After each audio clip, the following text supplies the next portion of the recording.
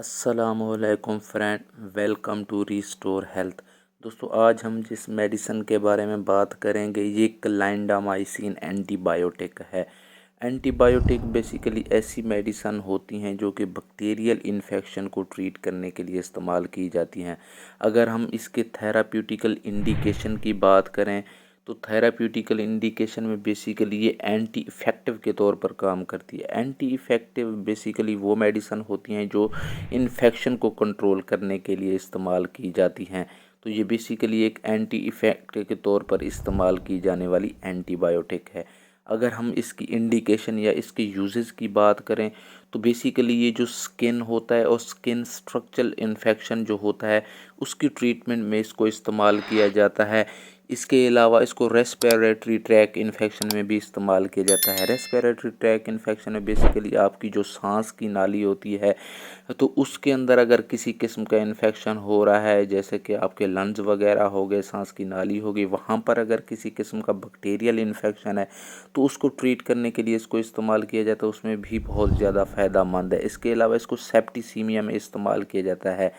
जो आपके स्किन के टिश्यूज़ होते हैं उनके अंदर अगर किसी किस्म का इन्फेक्शन हो रहा है सेल्स के अंदर तो उसको कंट्रोल करने के लिए इसको इस्तेमाल किया जाता है। इसके अलावा इंट्रा एब्डोमिनल इन्फेक्शन में भी, यानी आपके पेट के एरिया के अंदर अगर किसी भी किस्म का बैक्टीरियल इन्फेक्शन है आपकी छोटी आंत में, बड़ी आंत में, पेरिटोनियल कैविटी में, तो उसको ट्रीट करने के लिए भी इसको इस्तेमाल किया जाता है। इसके अलावा इसको गायनोकोलॉजिक जो इन्फेक्शन होते हैं उसमें भी इस्तेमाल किया जाता है, फीमेल जो प्रॉब्लम होती है उसमें। इसके अलावा इसको ओस्टियोमेलाइटिस में भी इस्तेमाल किया जाता है, यानी अगर आपके हड्डियों के जो सेल्स हैं उनके अंदर किसी भी किस्म का इन्फेक्शन हो गया तो उसको ट्रीट करने के लिए भी इसको इस्तेमाल किया जाता है।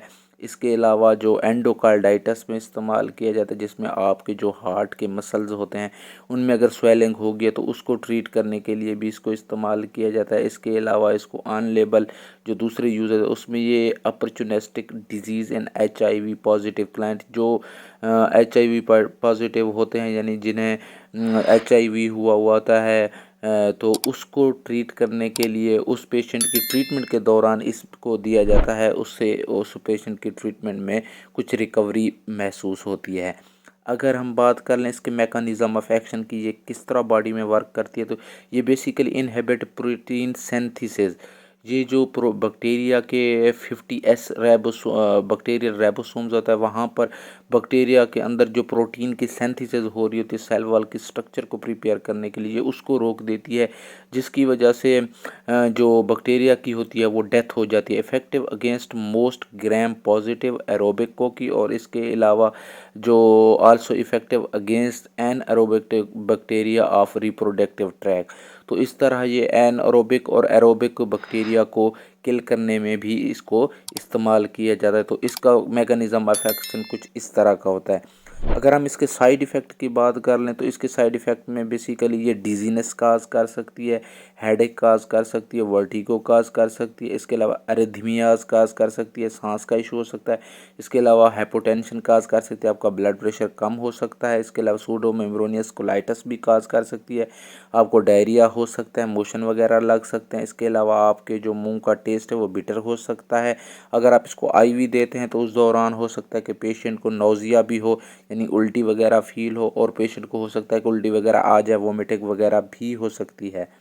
इसके अलावा अगर हम इस दूसरी बात कर लें इसके अदर जो एडवर्स रिएक्शन है उसमें, तो ये स्किन के ऊपर रैशेस काज कर सकती है, फेल्बाइटिस काज कर सकती है। जहाँ पे आपने IV इसको लगाया तो वहाँ पर स्वेलिंग भी हो सकती है, वहाँ की स्किन रेड भी हो सकती है।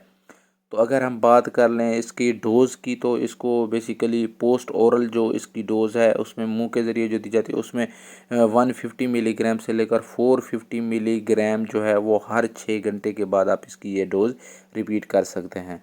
तो दोस्तों, उम्मीद है कि आप लोग को ये वीडियो पसंद आई होगी। अगर ये वीडियो पसंद आई तो वीडियो को लाइक करें, चैनल को सब्सक्राइब करें और बेल के आइकन को ज़रूर दबाएं ताकि आपके पास पहुंचे हमारी वीडियो का नोटिफिकेशन सबसे पहले। अपना, रिश्तेदारों का और गिरदो नवा के लोगों का सबका ख्याल रखिएगा। मिलते हैं नेक्स्ट वीडियो में। ओके, अल्लाह हाफिज़।